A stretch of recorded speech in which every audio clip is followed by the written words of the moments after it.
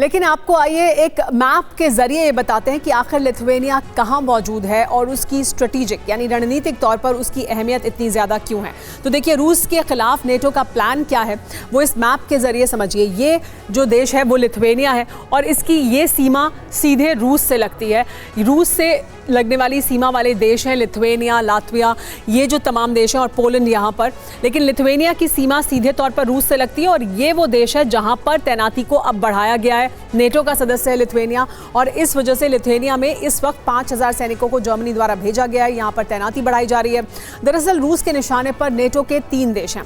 ये देश कौन से हैं देखिए, हमने आपको मैप के जरिए भी दिखाया। लातविया, एस्टोनिया और लिथुआनिया, ये नेटो के छोटे छोटे देश हैं जिनकी सीमा रूस से लगती है। पुतिन तीनों देशों पर एक साथ हमला कर सकते हैं। पुतिन की तीनों देशों पर कब्जे की बड़ी रणनीति है। इस कब्जे से रूस की सीमा ज्यादा सुरक्षित हो जाएगी। नेटो की जवाबी कार्रवाई के लिए भी रूसी प्लान पूरी तरह से तैयार है।